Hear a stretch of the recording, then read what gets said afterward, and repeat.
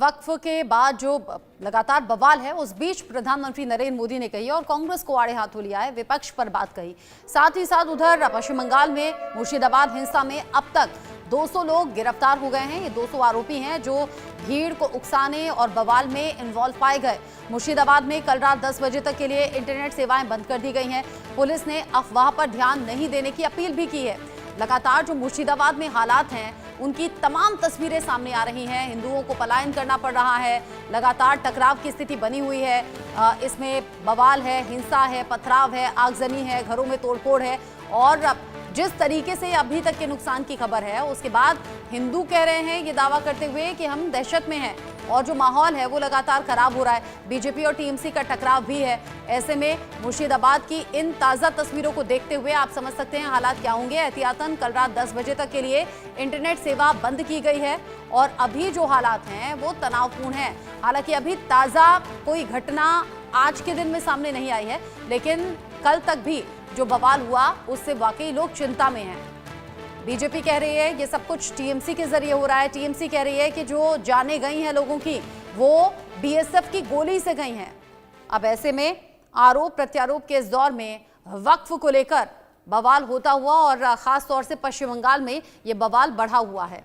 हिंदू और मुस्लिम आमने सामने आने पर यह टकराव और ज्यादा हिंसक हो गया है और कई हिंदू ऐसे हैं जो बेघर हो गए हैं। अलग अलग तरह से तस्वीरें सामने आ रही हैं, दावे भी अलग अलग तरीके से किए जा रहे हैं। इन सब के बीच ही पुलिस के साथ साथ एक्स्ट्रा फोर्स की भी तैनाती की गई है।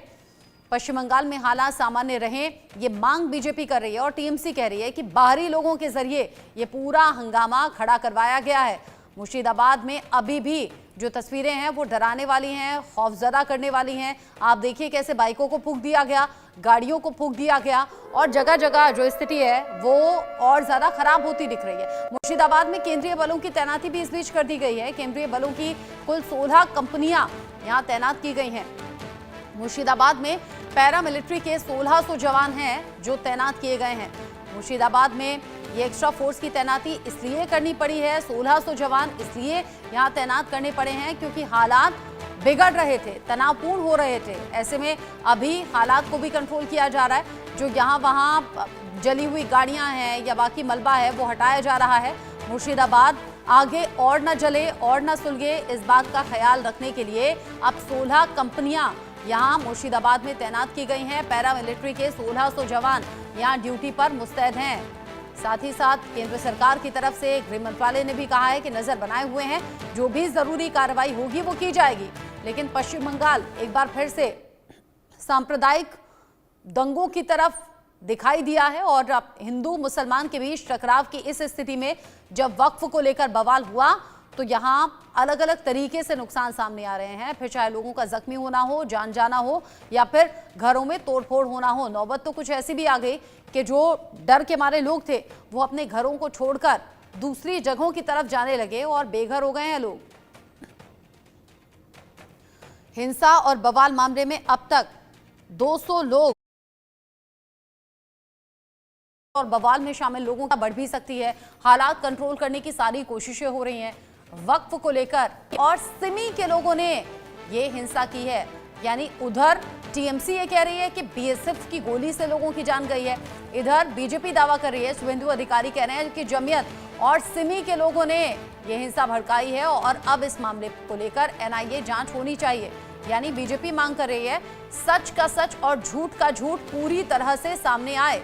हिंसा, हत्या और जो हिंदू मुसलमान भड़के हुए हैं, पश्चिम बंगाल में बार बार माहौल क्यों खराब होता है, ये हिंदू त्योहारों के आसपास ही घटनाएं क्यों बढ़ती हैं, आग क्यों सुलगती है। साथ ही साथ वक्फ को लेकर देश के अलग अलग हिस्सों में प्रदर्शन हुआ है, ऐसी बात नहीं है कि प्रदर्शन नहीं हुआ है, लेकिन जिस तरीके से पश्चिम बंगाल में हिंसा भड़की है ऐसी तस्वीर सामने नहीं आई। इसलिए भी सवाल उठ रहा है कि क्या ये सब कुछ जानबूझकर किया गया, और अगर किया गया और अब ममता सरकार अगर सवालों के घेरे में है तो ये जांच में सामने आना चाहिए कि आखिर पश्चिम बंगाल में माहौल क्यों और कौन खराब कर रहा है और ये सब बार बार पश्चिम बंगाल में ही क्यों होता है। बीजेपी इस मुद्दे को भुना रही है, बीजेपी इस मुद्दे को उठा रही है। उधर टीएमसी कह रही है कि बाहरी लोगों को जानबूझकर बुलाया गया है और बीएसएफ की गोली से लोगों की जान गई है। यानी टीएमसी पर जो आरोप लग रहे हैं, टीएमसी उनसे किनारा कर रही है। टीएमसी का ये कहना है कि इन आरोपों में कोई सच्चाई नहीं है। साथ ही साथ जो अलग अलग तस्वीरें हैं वो चिंता बढ़ाने वाली इसलिए भी हैं क्योंकि ज़्यादातर जो मैक्सिमम लोग हैं वो हिंदू हैं जो बेघर हो गए हैं। उसमें महिलाएं भी हैं, छोटे बच्चे भी हैं, अपने घरों को छोड़कर यहाँ वहाँ जा रहे हैं।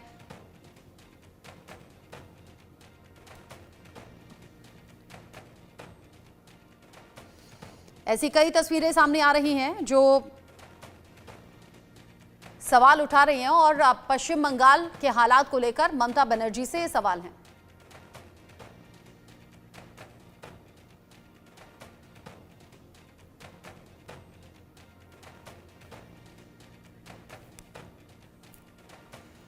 पश्चिम बंगाल में वक्फ कानून को लेकर लगातार हंगामा हो रहा है, लेकिन वक्फ को लेकर देश भर में सियासत भी खूब गर्मा रही है। और आज वक्फ को लेकर और तमाम बड़ी बातों को लेकर और बिहार के चुनाव को लेकर हमारे साथ इंडिया न्यूज पर शहनवाज हुसैन जी जुड़ गए हैं। बिहार से बीजेपी के बड़े चेहरे हैं और मेरे सहयोगी, मेरे सीनियर कुलीग मनोज मनु